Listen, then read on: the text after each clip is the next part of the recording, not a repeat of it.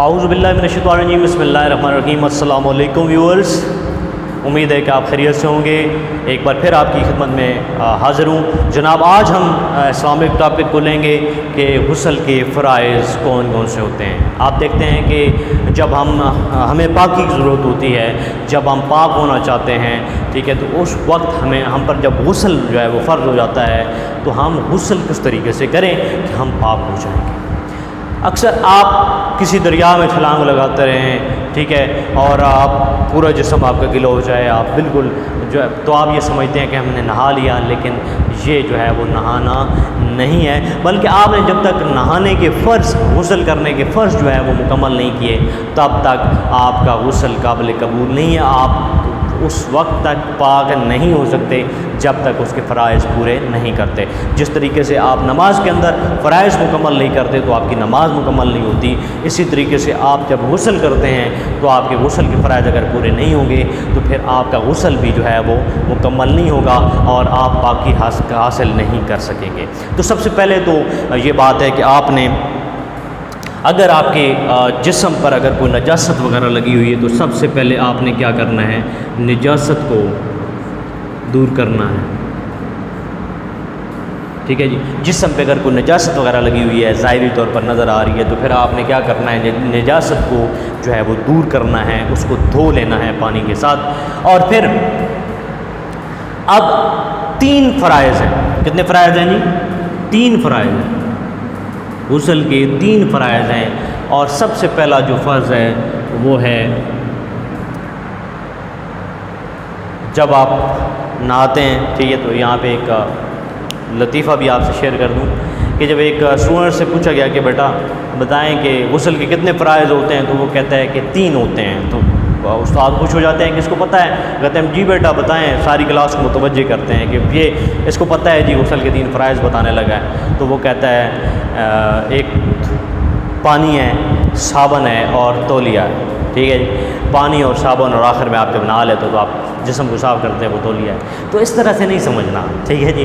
تو آپ کا جو غسل کے فرائض ہیں وہ ہیں 3 ہی، لیکن یہ نہیں ہے۔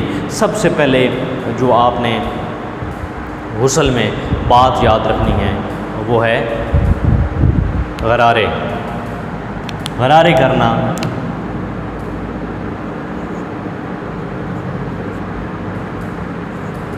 غرغرے بھی کوئی کہتے ہیں، لیکن غرارے کرنا کیا ہوتا ہے کہ جب آپ پانی ہاتھ میں لیتے ہیں اور ہاتھ میں ڈال کے جب ڈالتے ہیں تو پھر آپ منہ اوپر کر کے آپ غر کی آواز آتی ہے آپ کے گلے سے، ٹھیک ہے، جب آپ پانی ڈالا ہوتا ہے تو آپ اس طریقے سے آپ کم از کم 3 بار کریں، ٹھیک ہے، تو آپ کا جو گلا ہے تاکہ وہ بالکل صاف ہو جائے۔ تو پہلا فرض یہ ہے۔ دوسرا فرض جو آپ کا غسل کے اندر آتا ہے وہ ہے ناک میں نرم ہڈی تک پانی ڈال کے صاف کرنا، ٹھیک ہے جی۔ آپ پتیلی میں پانی ڈالتے ہیں، ایسے ناک میں ڈالتے ہیں، اور ناک میں جب آپ سانس کے ذریعے تھوڑا نرم ہڈی تک پانی لے کے جاتے ہیں تو کیا ہوتا ہے، وہاں تک لے جا کے آپ 2-3 بار، اس کے بعد آپ ناک کو جو ہے وہ صاف کرتے ہیں آپ کی، تاکہ آپ کے ناک بھی بالکل صاف ہو جائے، اس میں کسی قسم کی غلاظت باقی نہ رہے، آپ کے گلے میں بھی نہیں رہی، اب آپ کے ناک میں بھی نہیں رہی، تو یہ آپ کا صاف ہو گیا۔ اب تیسری جو چیز ہے وہ تیسری چیز ہے کہ تمام جسم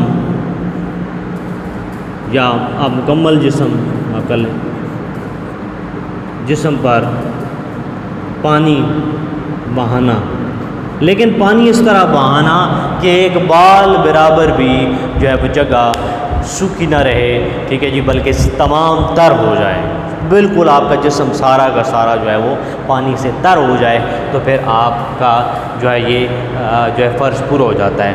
اکثر لوگ یہ فرض پورا کر لیتے ہیں، ڈیموں میں چھلانگیں لگاتے ہیں، نہروں میں، دریاؤں میں، کہتے ہیں کہ ہم نے نہا لیا، لیکن ان دونوں کو چھوڑ دیتے ہیں۔ یہ بہت ضروری ہے کہ آپ جو ہے ان دونوں کو کریں، ٹھیک ہے جی۔ سب سے پہلے آپ وضو کر لیں، سنت طریقہ ہے، سب سے پہلے آپ نے وضو کر لیں، وضو کرنے کے بعد پھر آپ نے غرارے کرنے ہیں، غرارے کرنے کے بعد ناک میں پانی ڈالنا ہے نرم ہڈی تک، تاکہ اس کو صحیح صاف کر لینا ہے، اور اس کے بعد آپ نے تمام جسم پر، مکمل جسم پر جو ہے وہ پانی بہا دینا ہے، تاکہ بال برابر بھی جگہ جو ہے وہ سوکھی نہ رہے، تو آپ کا جو ہے وہ غسل مکمل ہو جائے گا۔ تو مزید انشاءاللہ انفارمیٹیو ویڈیوز آپ کو ملتی رہیں گی اس چینل پہ۔ جن لوگوں نے ابھی تک چینل کو سبسکرائب نہیں کیا سبسکرائب کر لیں، لائک کریں اور بیل آئیکن کو ضرور پریس کریں تاکہ آنے والی ویڈیوز آپ کو بر وقت ملتی رہیں، اور انشاءاللہ تعالیٰ نیکسٹ لیکچر میں دوبارہ ملاقات ہوگی۔ تب تک کے لیے اجازت، اللہ حافظ۔